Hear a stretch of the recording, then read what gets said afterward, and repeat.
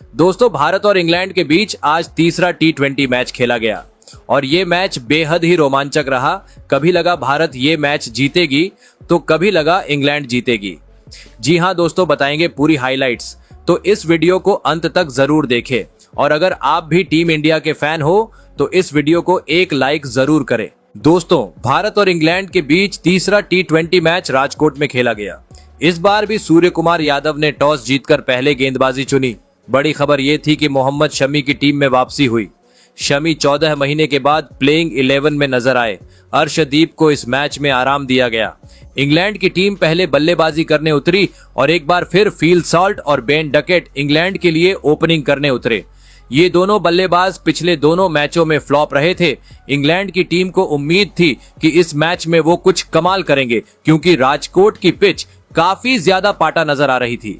शामी पहला ओवर करने आए और दूसरी ही गेंद पर फील सॉल्ट ने एक चौका जड़ दिया, लेकिन उनकी ये पारी ज्यादा देर तक टिक नहीं पाई।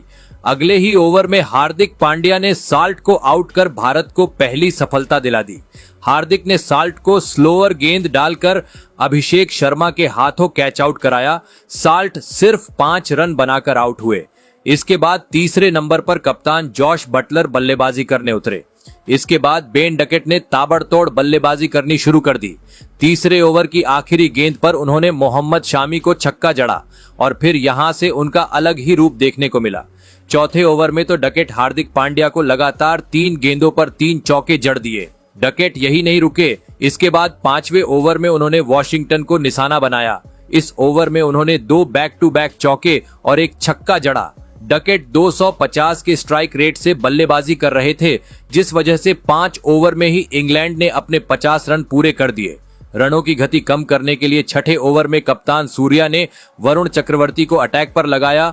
उन्होंने भी निराश नहीं किया और ओवर में सिर्फ 3 रन दिए, लेकिन फिर इसके बाद जॉश बटलर ने भी अपने हाथ खोलने शुरू कर दिए और कुछ बड़े शॉट्स लगाए। देखते ही देखते बटलर और डकेट के बीच सिर्फ 30 गेंदों में 50 रनों की पार्टनरशिप हो गई। ये पार्टनरशिप टीम इंडिया के लिए खतरनाक साबित हो रही थी। पिच बल्लेबाजी के लिए काफी अच्छी थी और दोनों बल्लेबाज इसका पूरा फायदा उठा रहे थे। भारत को यहां विकेट की सख्त जरूरत थी। 9वें ओवर में बटलर के खिलाफ कैच आउट की जोरदार अपील होती है। अंपायर ने इसे नॉट आउट दिया तो संजू ने सूर्या को डीआरएस लेने कहा और यह फैसला सही साबित हुआ। गेंद ने बटलर के बल्ले को चूहा था, इसलिए अंपायर को अपना फैसला बदलना पड़ा और बटलर 24 रन बनाकर आउट हो गए। इस विकेट का पूरा श्रेय संजू को जाता है। बटलर के विकेट से मैच पलट गया क्योंकि इसके बाद इंग्लैंड की टीम बिखरने लगी। अगले ओवर में दूसरे सेट बल्लेबाज बेन डकेट भी आउट हो गए। उन्हें अक्षर पटेल ने आउट किया। डकेट ने 28 गेंदों में 51 रनों की पारी खेली। यहां से फिर मैच पलटने लगा। इंग्लैंड की रन गति कम हो गई और उन्होंने लगातार अपने विकेट्स गंवाए। 13वें ओवर में रवि बिश्नोई ने हैरी ब्रूक को क्लीन बोल्ड कर चलता किया। ब्रूक सिर्फ 8 रन बनाकर आउट हुए। वहीं फिर अगले ओवर में वरुण चक्रवर्ती ने लगातार 2 गेंदों पर 2 विकेट झटक लिए। पहले उन्होंने इस बार जेमी स्मिथ को 6 रन पर आउट किया। ध्रुव जुरैल ने उनका बेहतरीन कैच लपका। वहीं फिर अगली ही गेंद पर चक्रवर्ती ने जेमी ओवर्टन को भी क्लीन बोल्ड कर चलता कर दिया। ओवर्टन अपना खाता भी नहीं खोल सके। चक्रवर्ती यही नहीं रुके, इसके बाद उन्होंने 15वां ओवर में ब्राइडन कार्स को अपना शिकार बनाया। ये चक्रवर्ती का चौथा विकेट था। इसके बाद चक्रवर्ती ने जोफ्रा आर्चर को भी क्लीन बोल्ड कर दिया। इसी के साथ उनका मैच में 5 विकेट पूरे हो गए। चक्रवर्ती ने कमाल की गेंदबाजी की। T20 इंटरनेशनल में दूसरी बार उन्होंने 5 विकेट लेने का कारनामा किया। एक समय इंग्लैंड का स्कोर 80 रन पर सिर्फ 1 विकेट था और देखते ही देखते उनका स्कोर 8 विकेट पर 127 रन हो गया। हालांकि एक छोर से लियम लिविंगस्टोन अच्छी बल्लेबाजी कर रहे थे, वो लगातार चौके छक्के जड़ रहे थे।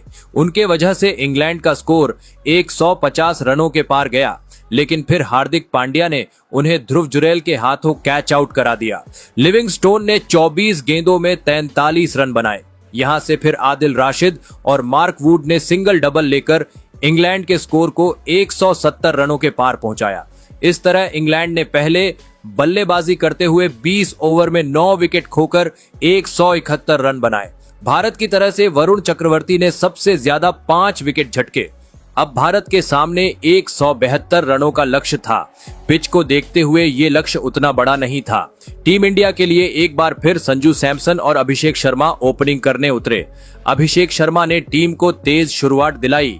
तीसरे ओवर में उन्होंने मार्क वुड को बैक टू बैक 2 चौके लगाए, लेकिन दूसरी छोर पर संजू सैमसन एक बार फिर फ्लॉप साबित हुए। तीसरे ओवर में जोफ्रा आर्चर ने उन्हें शॉर्ट गेंद डालकर फंसाया और आदिल राशिद के हाथों कैच आउट कराया।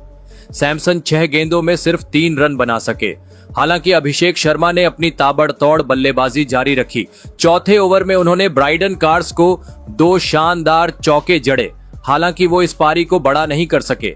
इसी ओवर में ब्राइडन कार्स ने उन्हें जोफ्रा आर्चर के हाथों कैच आउट करा दिया। अभिषेक ने 14 गेंदों में 24 रनों की तेज पारी खेली। यहां से फिर तिलक वर्मा और कप्तान सूर्या कुमार यादव ने पारी को आगे बढ़ाया। सूर्या बेहतरीन लय में दिख रहे थे। उन्होंने आते ही बड़े शॉट्स लगाए। जोफ्रा आर्चर को उन्होंने अपना फेवरेट शॉट खेलकर एक जबरदस्त छक्का जड़ा, लेकिन फिर 5वें ओवर में मार्क वुड ने सूर्या का विकेट झटक लिया। सूर्या 7 गेंदों में 14 रन बनाकर आउट हो गए। एक और बल्लेबाज अच्छी शुरुआत करके आउट हो गया। पावर प्ले के अंदर ही टीम इंडिया ने 48 के स्कोर पर अपने 3 विकेट गंवा दिए थे। अब टीम थोड़ी दबाव में आ गई थी। यहां से फिर पिछले मैच के हीरो तिलक वर्मा और हार्दिक पांड्या ने धीरे धीरे करके पारी को आगे बढ़ाना शुरू किया। इस बीच तिलक ने लिविंगस्टोन को एक जबरदस्त छक्का भी जड़ा, लेकिन तिलक भी अपनी पारी को बड़ी पारी में कन्वर्ट नहीं कर सके। 8वें ओवर में आदिल राशिद ने एक जबरदस्त गेंद डालकर तिलक को क्लीन बोल्ड कर दिया। तिलक 14 गेंदों में 18 रन बनाकर आउट हुए। ये टीम इंडिया के लिए बड़ा झटका था, क्योंकि इनफॉर्म बल्लेबाज आउट हो गया था। 68 के स्कोर पर ही भारत के 4 बड़े विकेट गिर चुके थे और टीम पूरी तरह से दबाव में आ गई थी। अब सबकी निगाहें हार्दिक पांड्या पर थी। आखिरी 10 ओवर में भारत को 94 रनों की जरूरत थी। यहां से हार्दिक और सुंदर ने पारी को आगे बढ़ाया। हालांकि भारत की रन गति काफी कम हो गई थी। वहीं फिर जेमी ओवरटन ने वॉशिंगटन सुंदर का विकेट झटक लिया।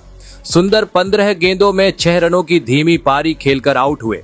85 के स्कोर पर ही भारत की आधी टीम पवेलियन लौट गई थी।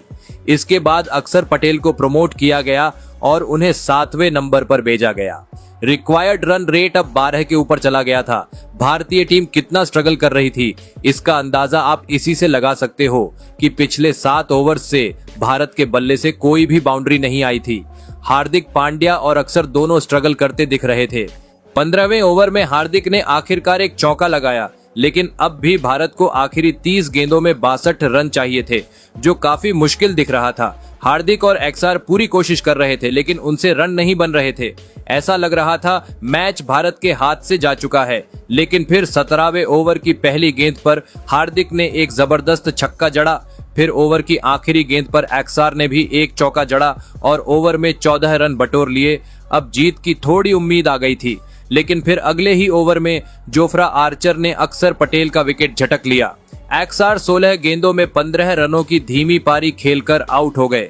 इसके बाद हार्दिक ने उस ओवर में एक छक्का लगाया और अब आखिरी 12 गेंदों में 41 रनों की जरूरत थी, लेकिन अगले ही ओवर में वो आउट भी हो गए। जेमी ओवरटन ने उन्हें बाउंड्री पर कैच आउट कराया। हार्दिक ने 35 गेंदों में 40 रन बनाए। हार्दिक के आउट होते ही भारत की जीत की सारी उम्मीदें खत्म हो गईं। इसके बाद मोहम्मद शामी ने एक छक्का जरूर लगाया, लेकिन वो भी फिर 7 रन बनाकर आउट हो गए। आखिरी 6 गेंदों में भारत को 32 रन चाहिए थे, लेकिन पहली ही गेंद पर ध्रुव जुरेल आउट हो गए। इस तरह 20 ओवर में भारतीय टीम 9 विकेट खोकर 145 रन ही बना सकी और इस मैच को इंग्लैंड ने 26 रनों से जीत लिया। हालांकि इस हार के बाद भी भारत 5 मैचों की सीरीज में 2-1 से आगे है। इस मैच में भारत की गेंदबाजी काफी अच्छी रही, लेकिन बल्लेबाजी खराब रही। दोस्तों, आपके हिसाब से भारत ये मैच किस वजह से हारी है? अपनी राय नीचे कमेंट जरूर करें।